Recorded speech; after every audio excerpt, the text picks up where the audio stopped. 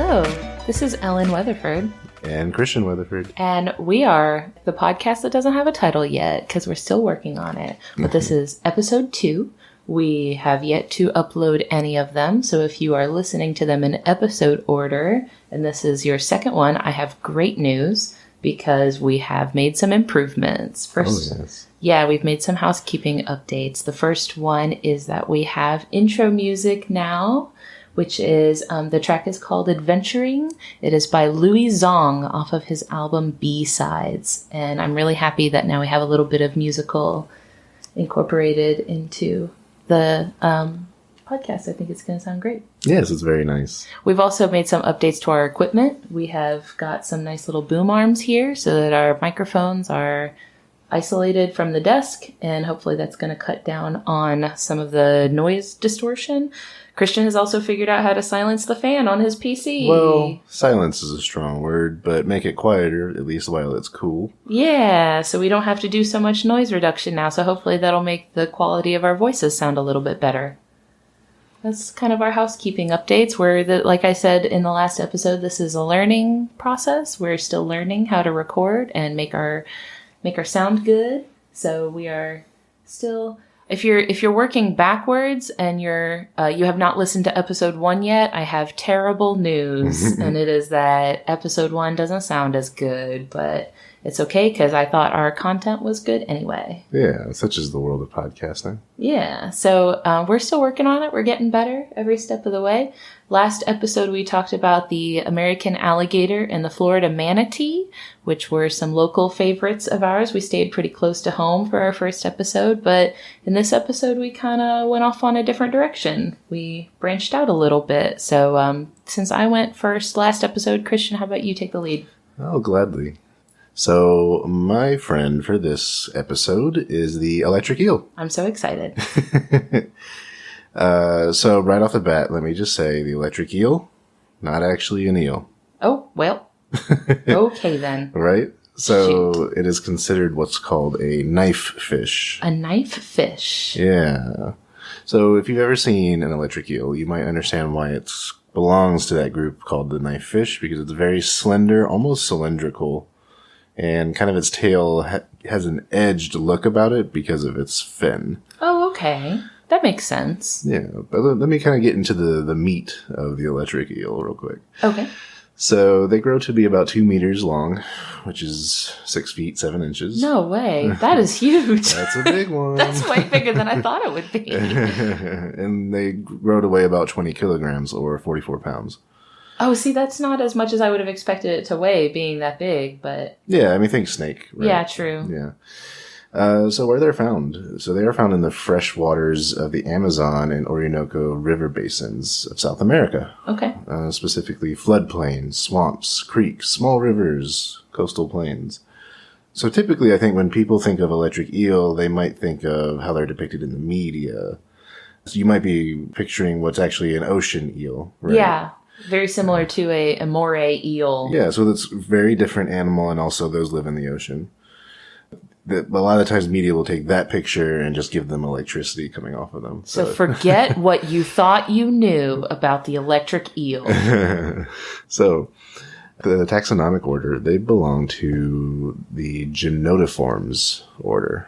Gymnotiforms? Yes. I've never heard that word before. Yeah, it's an interesting word. I actually had to look up how to pronounce it. So like I mentioned, despite its name, not actually an eel. So the evolutionary relatives, so that order, the gymnotiforms, contains all the other knife fish. So there are other knife fish out there. And what's interesting about all these fish is that they all have some form of electrical ability, I'll call it. Like all knife fish do? Yeah, but the thing is, most knife fish only have it to the extent where it's very low, and it's mostly used for navigation. The electric eel is special in that it can be so strong as to do some other things, which I'll get into shortly. Oh, okay. You know, I used to work at PetSmart, and we sold very tiny little types of knife fish. Mm-hmm. I didn't know that they had electrical properties. It's very small in most of them, but the electric eel also belongs to its own genus, the Electrophorus. Oh, that's cool. Yeah. So let's get into our rating, shall we? Effectiveness, not surprisingly, I gave it a full 10 out of 10 for effectiveness. Perfect score. All right. So I mentioned it can do a couple of things with its electricity. So one, it can use it to locate prey. So very low voltages it can use to locate other things in the water. Okay. So that's very important because where they're found is usually murky, stagnant water. Oh, I see. So they don't have to rely on their eyesight so much. And which is a good thing because if you've ever seen a picture of an electric eel, you'll notice their eyes are very small. Oh. Yeah. I guess you wouldn't really have to have big eyes if that's not what you're using to find your prey. Correct. So anything it's seeing is probably very close to it. Sure. It's got kind of a radar. Something like that, yeah. And its second use is to stun its prey. So once it has found its prey and it's nearby or even touching it, it'll discharge a higher voltage of electricity to try and stun its prey. That's about what I expected. I guess I assumed the electricity would be a combative thing. Yes. And then the third use is for self-defense. So most animals would be deterred from a full-strength shock from an electric eel. Definitely would. That's relatable. But larger animals probably won't die from it. Oh. So the electric eel can do a shock from 10 volts to 850 volts for about 2 milliseconds. Ooh. So that's just for an instant. Yeah. So it's not usually fatal to adult humans, mainly because the amount of electricity you would need to cause atrial fibrillation in the heart is to run a current of 700 milliamps for about 30 plus milliseconds. Oh, okay. So it really comes down to the duration of why it's not considered fatal to most humans. Oh, okay. Yeah, but still, very painful. Yeah, I definitely wouldn't want that. So that electric shock is produced in 3 different organs that comprise about, I think I saw it was 80% of the eel's mass. Dang, they have really allocated all of their real estate. So most of this eel is used for this very one purpose. It's really like a power plant that just lives in the water. Yeah, and you can find all sorts of details on how this works biologically and chemically, but it's a little bit beyond me, and also I think maybe this podcast for now. But it has those 3 organs, and they're called the main organ, Hunter's organ, and the Sachs organ, or maybe it's Sachs organ, SACH organ. And so those are the 3 things in its body that does that. So what I did not know about electric eels going into this is they are obligate air breathers. Oh no! So most fish, of course, they you use gills to get oxygen from the water and into the bloodstream. But electric eels, they have to surface about every 10 minutes to get air. Oh my gosh! I've never in my life seen like an eel surfacing to the water for any reason. Right. So this is useful, though, for where they live. A lot of the times they're in very stagnant waters where the oxygen levels would be very low anyway. Sure. So this gives them a kind of a leg up on other things that might be living in there. Oh, I see. So yeah, it has to go to the surface every 10 minutes, takes a breath. I read that about 80% of the oxygen that its body gets comes from this method. I'm assuming maybe it's absorbing some oxygen from the water, but most of it's coming from air breathing. So that's why I gave it a 10 out of 10 for effectiveness. I thought it's pretty much the master of its environment. Yeah, I mean, they're really killing it out there. Ingenuity. I thought I'd give it a perfect score here too, but not really, because it's not using external tools and I guess tricks so to say. It's mostly using what it has, biologically built inside of it.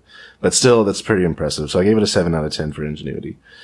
So, like I mentioned, that biological design makes it a master of its environment, and that it can use that weapon to deter much bigger threats, including humans. And indirectly, Twitter, which I will explain later. All right, that's quite the cliffhanger, but I can't wait to circle back to that. It's a fun little story. But before that, aesthetics. I give them a 6 out of 10. So you'd have to see a video to understand this precisely, but the way they move is they have an anal fin that kind of spans the majority of the length of their body. Sure. And it undulates to move. Oh, okay. So I have seen knife fish swim in this way, and it is really mesmerizing. Yes. How it makes like sort of a wavy like shape that kind of flows down the body. Yeah. It is really cool to watch. It reminds me of a bed sheet that you might be like flapping in the wind or something. Yeah, it is. I've seen this. It's very cool to watch. Yeah. But go check it out on the video to see what I'm talking about. But the next part of its aesthetics, it has very small eyes, like I mentioned earlier, and a round head. It has dark brown skin with a red belly, which makes me think of a piranha. Yikes. Right. Don't like that thing. Which is interesting because that's kind of, they would share the same spaces a lot, I would think. Yeah, that probably has something to do with the environment they're in, right? Right. That seems like a common color scheme for that area. Mm-hmm, for sure. So, all combined, that comes out to an average of about 8 to 10. That's not bad. That's a pretty good animal. Yeah. So here's some fun facts about our friend, the electric eel. Conservation status, least concern. Oh, they're doing fine. Yeah. They're fine. Yeah, which is interesting. I guess they're probably not being hunted for very much, right? So they're pretty sought after for aquariums and private collections, but here's the problem. So one, you would have to find them in pretty remote locations. Sure. In the wild, and two, very difficult to capture. I would imagine. So for scientific purposes, they usually capture these by trying to tire it out.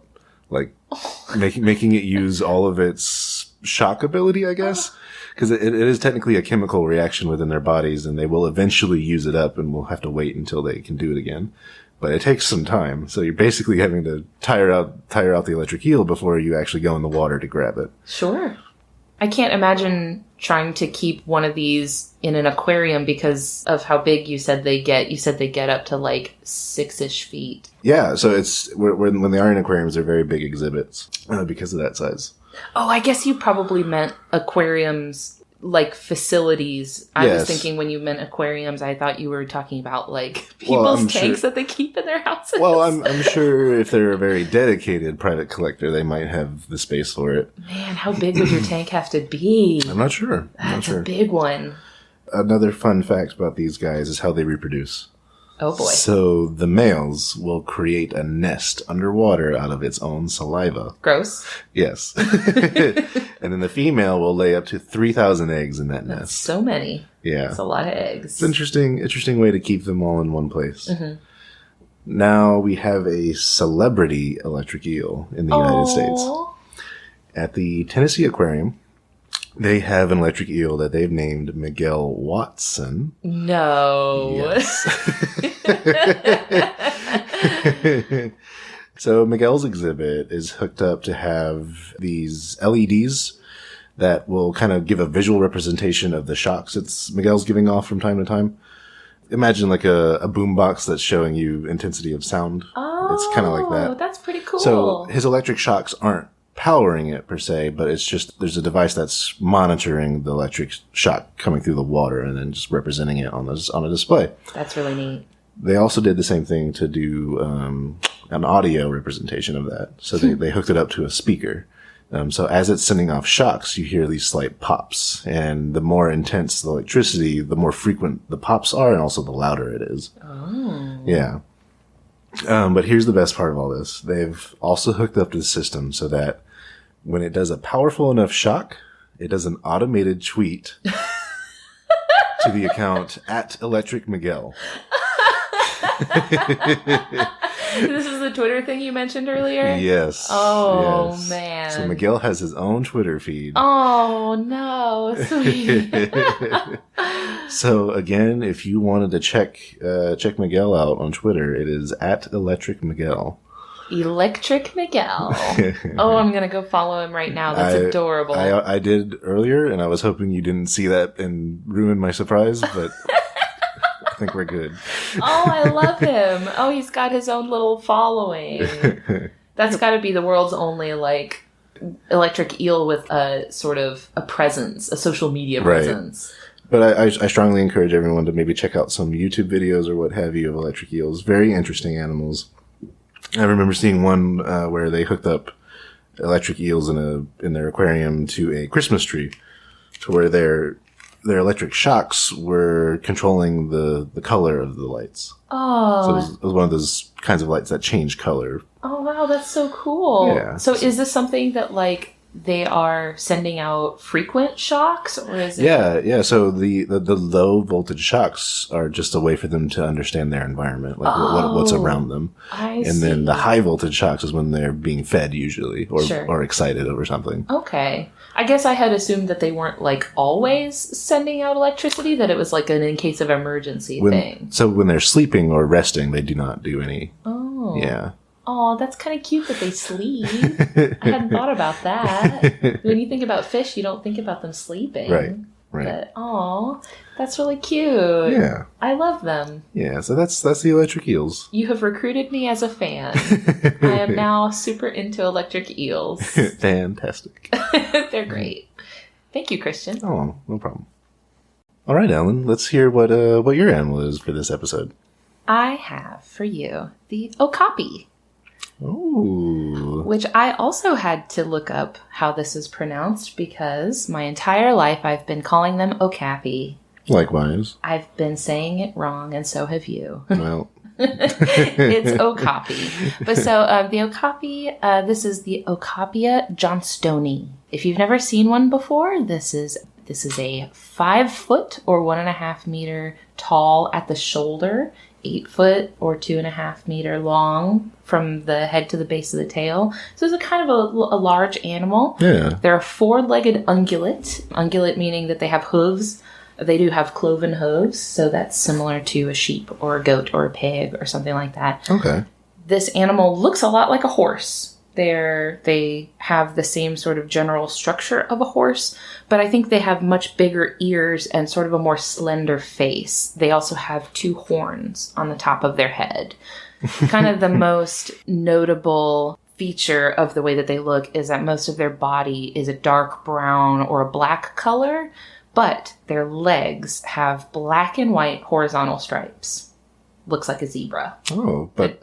So that's just on the legs. Right. More so on the back legs, but the front legs have them as well. Okay. So they have the black and white stripes like a zebra. But is there any relationship there to zebras, or it's just a coincidence? None whatsoever. Wow. None whatsoever. So if you look at it, just based on its shape and its pattern, you would probably assume that they were related to the zebra, but they're not. And I'll tell you in just a minute what they are related to. These are solitary and very shy animals. They're extremely rare and extremely difficult to observe in the wild. So it wasn't until just within the last 20 years or so that the first one was actually photographed in the wild. And it wasn't until about 100 years ago that scientists were even able to classify it as a species. These are extremely shy animals. They're very hard to find. They also only live in a very specific place. They live in the Ituri forest. This is a rainforest in the northeastern Democratic Republic of the Congo. Oh. So it's a rainforest. Right. This is a rainforest animal. Their taxonomic order is Artiodactyla, so they're cloven-hooved ungulates, like I said before. So they have the same type of hooves as sheep or pigs or cows, not the hooves that you would expect of a horse or a zebra, where all of the weight is placed on one sort of toe. It's more like a sheep or a goat, how all of the weight is placed on these 2 toes. Right. That are together. So their family is Giraffidae. They're actually a type of giraffe. Whoa. Yeah. So they are the closest living relative of the giraffe. They're technically in the giraffe family. They're in the Giraffidae family. So they're sometimes people call them the forest giraffe or the zebra giraffe because of their stripes. So you might look at it and think it's a type of zebra, but it's actually a type of giraffe. You can really see these similarities between the okapi and the giraffe in the shape of the head. It has sort of the same face as proper giraffe. Giraffe proper, I suppose. Sure. They also have the same prehensile tongue that giraffes do, which is very charming. They also have the horns that the giraffe has. Now, this is a special type of horn. It's called an ossicone. It's not made of bone tissue like most other horns are. When you see the horns that are like antlers from a deer or an antelope, those are made of bone tissue. Ossicones are not. They're made of hardened cartilage. And they're also covered in skin and fur. Oh. So whereas an antler would be just exposed bone, this is usually covered in skin and fur. And also, all giraffes have ossicones, but in okapis, only the males have them. Oh. The females don't have them. They just have little bumps, little nubs where an ossicone would be. But the male has a fully developed, like, horn coming out. Right. 2 of them. So you can see that when you look in the face of the okapi, you can really see the similarity to the giraffe. But that's kind of where the similarities end if you're thinking about a giraffe. But there's good reason for this. So the giraffe lives out in the plains where there's just so much more room. They have room to grow, right? They have a lot more space to be tall and have really elongated limbs. But the okapi lives in the rainforest. Right. This is like densely forested habitat. So they don't have as much room to grow tall. So they have much shorter necks and limbs so that they can fit in the rainforest without bonking their head on the limbs and stuff. Makes sense for them to do that for where they live. So they're a forest giraffe. They're a giraffe, but little. It's an interesting example of, I guess, evolution, right? Yeah. So that also makes sense why they have darker fur and they're not that same like light yellow color that a lot of giraffes are. They're a darker brown. So they're just adapted for their environment better. And I imagine the stripes help with camouflage in a densely forested area. Yeah, so I'll talk about camouflage in a minute and the purpose of their black and white stripes that kind of are like the most identifying feature of them, I think. So first I'll talk about their effectiveness. I gave them a 7 out of 10 for effectiveness, which is pretty good. One of their strongest attributes is their sense of hearing. So they do have, I mentioned that they have large ears. Something that's really cool about those ears is that they can rotate independently of each other. Oh. So on their own, like they can go in different directions. So they have really good range of hearing and they have very sensitive hearing so they can hear from very far away. So their hearing can alert them to threats from a distance. And so that combined with just how difficult their habitat is to access makes them so difficult to find because if you're getting close to one, they're likely to run. So they were only recognized by European scientists in 1901. They had kind of heard about them because the local natives knew about them. They called them the Ati. But they'd only heard them described. They never actually seen one. Oh. So they actually were called the African unicorn for a while because of how hard they were to find. Oh, and also sometimes hunters would catch them in a trap. They would fall into pit traps. So you would sometimes find the body of one, but they never actually saw one, like in the wild. Not really a lot of is known about what they even do in the wild, like their behavior and stuff, because they're just so hard to find and hard to observe because of how shy they are and how good their hearing is. They can run. Right. So they're covered in a really dense velvety fur, and it's a very oily fur that you can really see when you look at one. You can see how shiny they are. Mm-hmm. You know how like they just shine in the light. It's really beautiful. I think it looks great. But so that velvety, oily fur repels water and keeps them dry. Oh. So it's a water-wicking fur. Okay. It's perfect for living in the rainforest. They have those ossicones that I mentioned, but I couldn't find any information about what they're for. They don't use them to they're not really for self-defense. Right. They're herbivores. They don't hunt anything. It seemed the only thing I could find said that they're used to flank other males during mating season. Oh, kind of like the giraffes. What giraffes do, okay, yeah.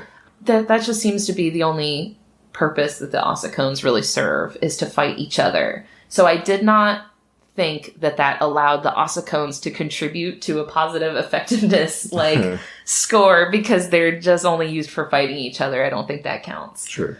They're pretty good at running and hiding because that seems to be what they like to do best. They're pretty good at that. I did take a couple of points away for their vulnerability to ambush. So their primary predator is the leopard in the African forest. Okay. That's kind of one of the only things that can take one of these down because they're big. They're big animals. They're sometimes preyed on by servals that are much smaller, but the leopards are kind of their biggest weakness because the okapi's hearing lets them hear threats that are moving on the ground because it's dense underbrush. There's a lot of leaves and stuff. They can hear things moving in the brush and run. The problem with that is that leopards spend most of their time up in the trees. Oh. And they're ambush predators, so they find a spot in the trees and then they wait silently. Huh. So the Okapi can't hear them coming. Well, because they're not moving. They're just... They're still in the trees. So the leopard will spend their time waiting in the tree. They can see the Okapi coming, and then they can drop down on them from above. So the Okapi, I've heard people say that they're strong enough to throw a leopard off, but a problem is that Okapis are solitary, so they don't have a herd defense. There's no way they can't, like, rely on each other for protection. Baby Okapis will stay in a nest for a while to avoid being ambushed by a leopard, but it seems like they don't really have a lot of defense against leopards. Their biggest predator. So I deducted some effectiveness points for that. So that's a 7 out of 10, which is still pretty good. So for ingenuity, I gave them a 7 out of 10 as well, because they're pretty good. I talked about their prehensile tongue earlier. That's a pretty cool feature. I think that's really neat. It's so cool to watch, too. If you've seen giraffes, you've probably seen giraffes use this tongue as well. It's the same thing. It's that black-purple tongue that's very, very strong and very long, so that what they use, it's the same as a giraffe. They will wrap their tongue around a branch and then pull. So the tongue strips all of the buds and the leaves off of the branch. Directly into their mouth. Yeah, just brings it's a straight shot. Like the tongue is really good for stripping buds and leaves, so it leaves the twigs behind. Right? Oh, that's smart. So that's it's really useful. It's also used for grooming. They can clean their eyes and clean their ears and... When you say clean their eyes, they're licking their eyeballs? Yeah, licking their eyeballs. Oh, no. They can clean themselves with it. So it's really cool. We should keep these as the rainforest secrets. It's a little gross. But I mean, if you've ever seen... I've got some pictures of the giraffe at our zoo picking his nose with his own tongue. And they do that too. I mean, they gotta groom. They gotta clean that nose out. Get those boogers. So yeah, I thought the prehensile tongue was pretty cool. Something that they do that is really neat is low frequency vocalizations, which I also mentioned for the alligator. So this just seems to be a common thing. This was observed by the San Diego Zoo. Okapi communicate to each other with vocalizations that are so low pitched that humans and other predators can't hear it. Okay. So kind of like with the alligator, this is too low for a human to hear, but this also serves the additional purpose of being undetectable by other predators. Sneaky. Yeah, it's very sneaky. So researchers suggest that this is so that Okapi mothers and their babies can check in on each other and maintain contact while the mother's foraging for food. So it's a good way for mothers and babies to communicate without alerting predators to their location. So that the baby Okapi doesn't have to be like, hey guys, I'm over here, please attack me. So that's pretty neat and that was only recently discovered that they do that because it's so hard to monitor them. This is something that you can only observe in captivity. Yeah. Oh, we mentioned their camouflage earlier. So the black and white horizontal stripes on their legs give it a natural camouflage in partial sunlight. Okay. So imagine what the sunlight looks like when it's filtering in through a canopy of leaves and branches. Right. How it has that sort of partial, it's like partly bright but partly dark. It's very high contrast. The horizontal black and white stripes fit in really well to that. Okay. Yeah, they're pretty hard to spot in that partial sunlight. But they also serve another purpose. They're a visual cue to the babies. Really? So a baby Okapi can more easily spot and follow its mother. So they call them follow me stripes. Okay. So is it a way for the baby to identify that Okapi from other Okapis? It could. Okay. Because each Okapi's stripes are unique to the individual. Okay. So it could, but what it's more used for, since they are solitary animals, there's no risk of them being lost in a herd. Or they start following a zebra around or something. Well, zebras don't live here. Well, yeah, that's true. but so they're follow me stripes, so the baby can follow its mother more easily because it's following the bright black and white stripes. Oh, I understand now. It's like a visual indicator. But yeah, so it's kind of like a thumbprint.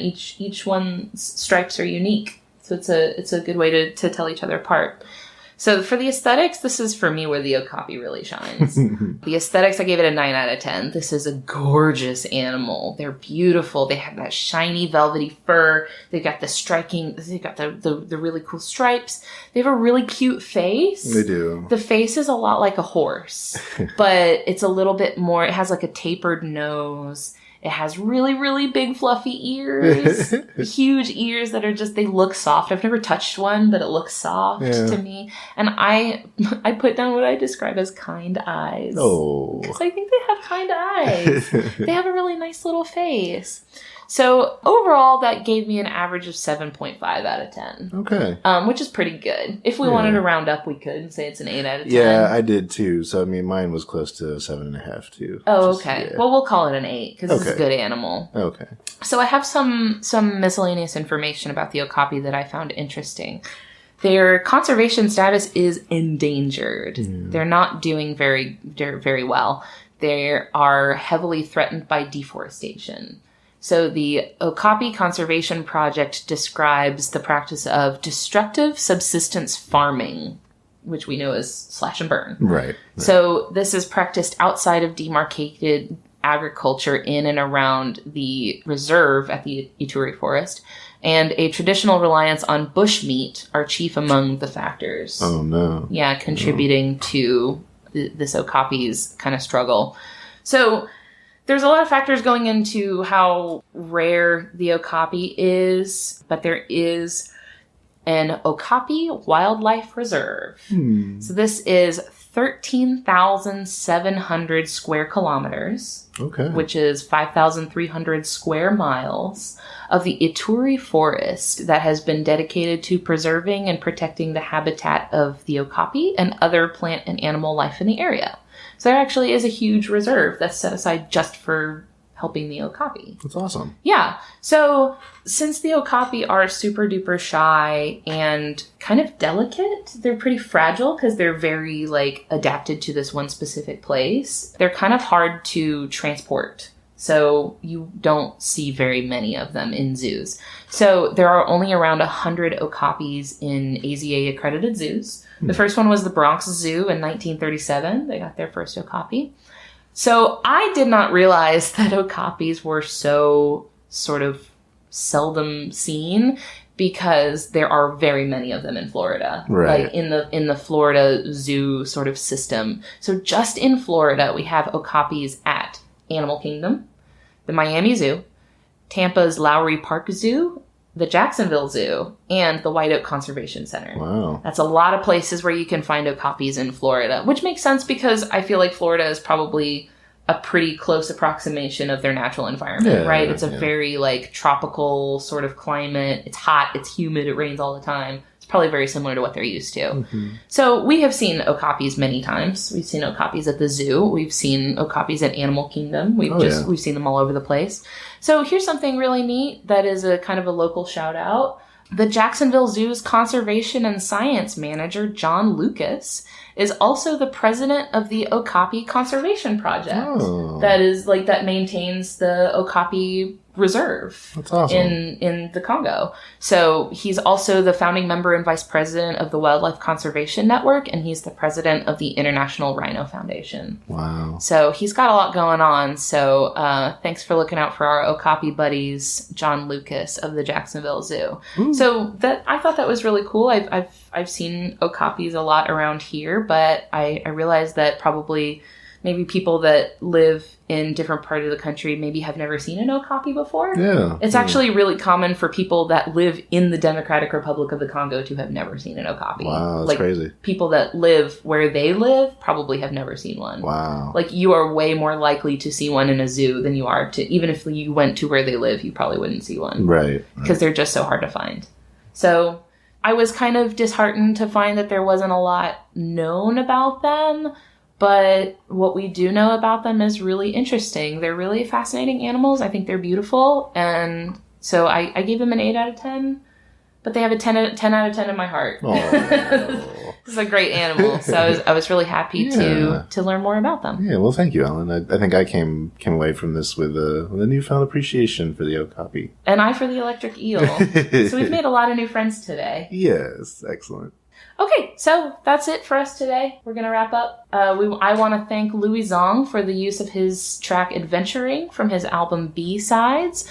He's a Burbank, California-based musician and illustrator who is very talented and has a lot of great music out there. You can check him out on Spotify or Bandcamp or whatever. He has very graciously allowed us to use his music for this podcast, and I think that's a great addition to our sound. Yeah, definitely. That's all I got for today. Awesome. Well, thanks everyone for listening. Thank you for your time. All right. Bye.